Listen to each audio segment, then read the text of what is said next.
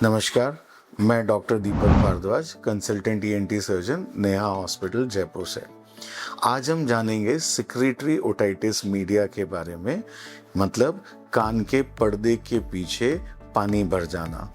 इसका प्राथमिक लक्षण होता है आपके एक कान में या दोनों कान में भारीपन होना या आवाज़ का इको करना। नाक और कान के बीच में एक ट्यूब होती है जिसको हम यूस्टेशन ट्यूब बोलते हैं, जिसका काम होता है नाक से हवा को मिडिल ईयर में, मतलब कान के पर्दे के पीछे ले जाना।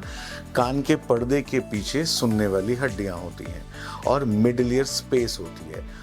उस मिडिल ईयर स्पेस में हवा होनी चाहिए ताकि जो तीनों बोन्स हैं उनको एडिक्वेट स्पेस मिले वाइब्रेट करने के लिए, ताकि आपके जो आवाज़ कान के पर्दे से ट्रांसमिट हो रही है वो प्रॉपरली ट्रांसमिट होके इनर ईयर कॉक्लिया तक चली जाए।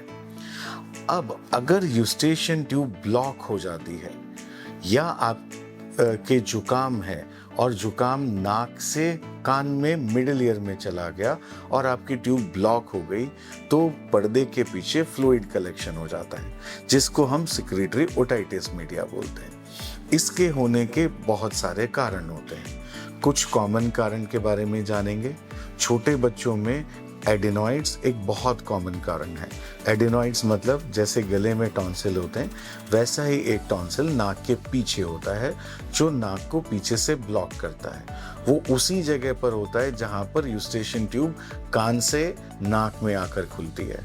अगर एडिनॉइड्स बड़े हैं तो अपने साइज की वजह से वो ट्यूब को ब्लॉक कर देते हैं और बच्चे के कान में भारीपन होना, कई बार कान में सुनने में फ़र्क पड़ना या कान में दर्द भी आना शुरू होता है। अगर आपके एलर्जी है या साइनस का प्रॉब्लम बहुत ज़्यादा है और आपका जुकाम नाक से नहीं आकर उस ट्यूब के माध्यम से कान में चला गया और आपकी ट्यूब ब्लॉक हो गई, तो भी आपको सेक्रेटरी ओटाइटिस मीडिया हो जाएगा। कई बार आपने एल्टीट्यूड ड्रॉप हुआ या एल्टीट्यूड चेंज हुआ, जैसे फ्लाइट में ट्रैवल कर रहे हैं या फिर आप पहाड़ों पर गए जहाँ पर प्रेशर चेंजेस आ रहे हैं, उस प्रेशर चेंजेस की वजह से आपकी नाक और कान की ट्यूब ब्लॉक हो जाती है। वो ब्लॉक होने से या तो कान में वैक्यूम क्रिएट हो जाएगा तो कान के पर्दा अंदर की तरफ खिंच जाएगा, या अगर आप ऑलरेडी जुकाम कैरी कर रहे हैं तो आपका जुकाम नाक से कान में गया और वो रास्ता प्रेशर चेंजेस की वजह से ब्लॉक हो गया। फिर आपके कान में दर्द होना या कान में भारीपन हो जाता है। अब सेक्रेटरी ओटाइटिस मीडिया करता क्या है? वो फ्लूइड जो कान के पर्दे के पीछे पड़ा हुआ है वो आपको हियरिंग प्रॉब्लम करेगा, आपके कान में भारीपन होगा।